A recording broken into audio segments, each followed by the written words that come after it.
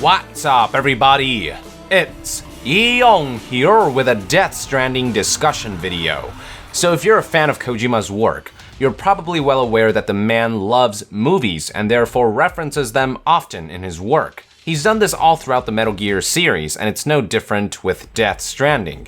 In fact, in one of my previous videos, I talked about the huge Terminator reference in the Death Stranding teaser trailer. Now, something that I failed to mention in that video is that Arnold Schwarzenegger was also involved in a movie called Junior, in which his character became pregnant with a child through an experimental fertility drug and gave birth to a baby via C-section at the end of the movie. Whether this was an intentional reference on Kojima's part is hard to say for sure, but at the very least, the Terminator reference is too clear to dismiss. But in this video, I want to focus on another movie that Kojima seems to heavily draw from for his upcoming new game, and that movie is none other than the classic 2001: A Space Odyssey. I'm sure I'm not the only one who got 2001 vibes from both the trailer and the small hints and bits of information that Kojima has been dropping recently, so let's discuss. I want to begin by talking about the idea that Kojima presented regarding the stick and the rope. Basically, there's this short story by Japanese author Kobo Abe called Rope that Kojima was inspired by, and the story presents the notion that the stick was the first tool that mankind invented, which they used to keep threats and dangers away, and that the second invention was the rope, which they used to keep things of value close to them or to keep things connected. Kojima stated that the stick and rope would be important elements and themes for Death Stranding, hinting that while the game will feature equivalents of the stick, so things like weapons such as fists, melee weapons, and guns and whatnot, he also intends to explore the idea of having players use equivalents of the rope. No elaboration was provided on what the equivalent of ropes could be in terms of gameplay, but Kojima did mention that the rope theme is shown in the trailer through things like the umbilical cords connecting Norman Reedus' character and the baby, the umbilical cords found on the dead sea creatures, and even things like the handcuffs, which possibly hint that Norman Reedus' character might have been cuffed to another person at one point. So how does any of this reference the movie 2001, you ask? Those who've watched the movie may know where I'm going with this. Kojima's hint regarding the stick being mankind's first invention and how it was used to keep threats away pretty much summarizes the prologue sequence of 2001. In that sequence, we're essentially shown two rival tribes of apes fighting over territory. One tribe manages to drive the other one out, but the tides turn when the outcasted tribe awakens to a black monolith that somehow guides the apes to the realization that bones can be used as a tool, more specifically as a blunt weapon or a stick, if you will. This one small piece of knowledge turns the tides greatly, allowing the outcasted tribe to reclaim their territory. This entire sequence essentially shows us the idea of survival of the fittest at work, a small glimpse of natural selection and evolution, triggered by this mysterious object called the monolith. So yeah, this idea that the stick was mankind's first invention is kind of explored in 2001. As for what a monolith is, for those who haven't watched the movie, these are essentially machines scattered all throughout the solar system that were created by an ancient extraterrestrial species called the Firstborns, whose goal was to encourage the progress and advancement of potential intelligent life such as mankind. And this is all within the lore of 2001, of course. So with the apes, the monolith provided them with this sort of epiphany to use bones as tools and weapons, triggering a considerable shift in evolution. It's all very reminiscent of what Kojima said about the stick being mankind's first invention, and that it was used to fend away threats, which he said will be an important theme for Death Stranding. And speaking of evolution, there have also been hints indicating that evolution might be another major theme in Death Stranding. The message from Hideo Kojima found on the Kojima Productions website comes to mind, which opens with the catchphrase, "From sapiens to Ludens," which could be rephrased as "From Homo sapiens to Homo Ludens," which translates to "from wise man to playing man." The use of Latin nomenclature and this idea of going from one thing and turning to something else definitely evokes a sense that evolution is a big theme of this message. Hell, the message even flat out states at one point, "Through the invention of play, our new evolution awaits." Now, some of you might argue that this could just be a message about the new Kojima Productions, and that it may have nothing to do with Death Stranding. But let me remind you that this poster of Ludens, which was advertised as being unrelated to the new game, allowed people to guess that Norman Reedus would be involved in Death Stranding, and they even guessed that the song "I'll Keep Coming" by Low Roar would have some sort of significance, and it did. It ended up being the song that Kojima used for the reveal trailer of Death Stranding. So we've already seen what was allegedly promotional material related to Kojima Productions and its mascot Ludens leak into the actual game that Kojima's working on. So I hardly think we should rule out the possibility that elements of this message won't somehow leak into Death Stranding as well, like the evolution motif. I'm personally quite sure that the message contains some hints regarding the game.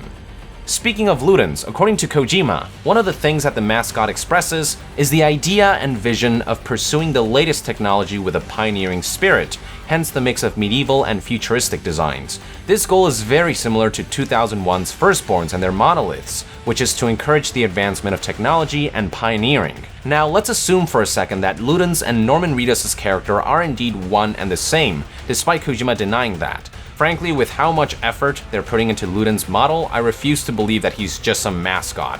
I'm damn sure he has something to do with Death Stranding. But anyway, let's assume that Ludens is Norman Reedus' character. With evolution possibly being a major theme in Death Stranding like in 2001, I wonder if the catchphrase from Sapiens to Ludens is also hinting at the evolution of Norman Reedus' character.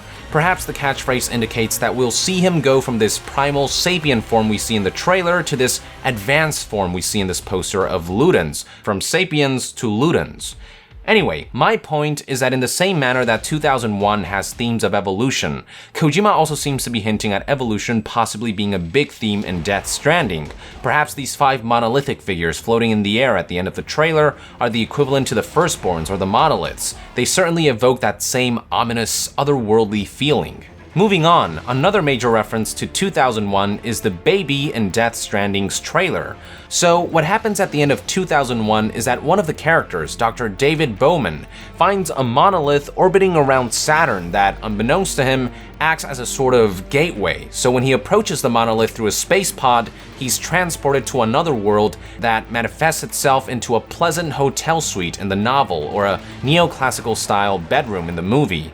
Then the movie shows Dr. David Bowman living out the rest of his life in his room through a series of jarring cuts, with each cut showing him progress in age. And eventually we get to his deathbed, and a monolith appears, after which Dr. Bowman is transformed into something called a Starchild, a fetus-shaped, immortal, godlike being.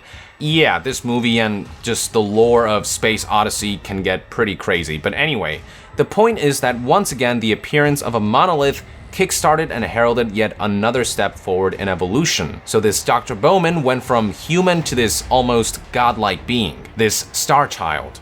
Lo and behold, Death Stranding's trailer also features a baby surrounded by supernatural circumstances. So this begs the question, is the baby an equivalent to 2001's Starchild? After all, we do see signs indicating that the baby was conceived through artificial or otherworldly means, like the mechanical umbilical cord and the scars on Norman Reedus' belly indicating that he conceived the baby through C-section.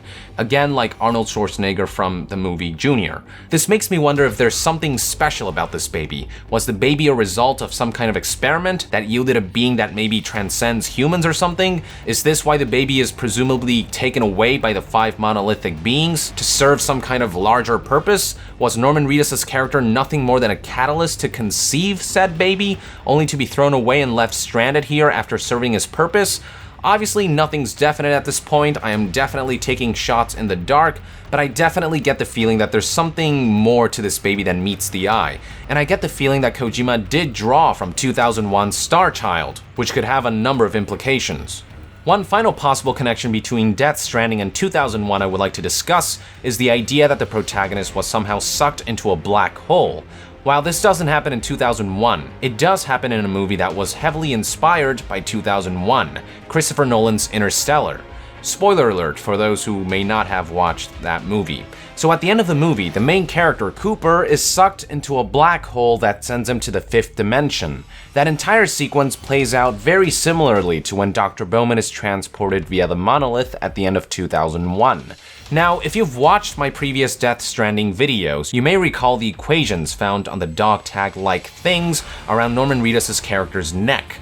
One of them, the Schwarzschild radius, just so happens to deal with black holes. The other one, the Dirac equation, deals with quantum mechanics and special relativity, which have to do with particles, space, and time. As if Ludens' spacesuit wasn't indication enough, here is further evidence that space and interstellar elements will play a big role in Death Stranding. So to sum everything up, References to 2001 from Kojima's Death Stranding include the idea of the stick being mankind's first invention, which draws from 2001's intro sequence, themes of evolution that Kojima conveyed through Ludens and through the message on the Kojima Productions website, which seems to draw from 2001's monoliths and their role to aid the evolution of potential intelligent life, the baby surrounded by supernatural events, which draws from 2001's Starchild, and finally, the idea that the protagonist might have somehow gone through a black hole, which draws from Interstellar, which features a black hole sequence that was heavily inspired by the Gateway sequence from 2001. A lot of things just seem to tie to 2001: A Space Odyssey. And there might be more references, but these are the big ones that I could find and think of. Whether any of these theories end up being true, time will tell, but I think that Kojima was clearly inspired by 2001 in many respects, and that it all has to mean something.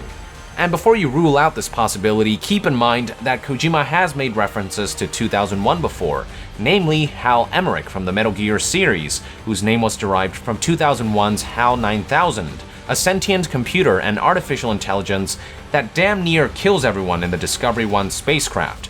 You know that famous scene with, "I'm sorry, Dave, I'm afraid I can't do that." Yup, that's Hal. So there you have it, folks, my thoughts and theories on Death Stranding's possible 2001 references. Thank you for tuning in.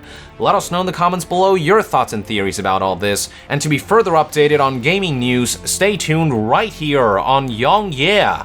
I'll see you guys next time. Yong out!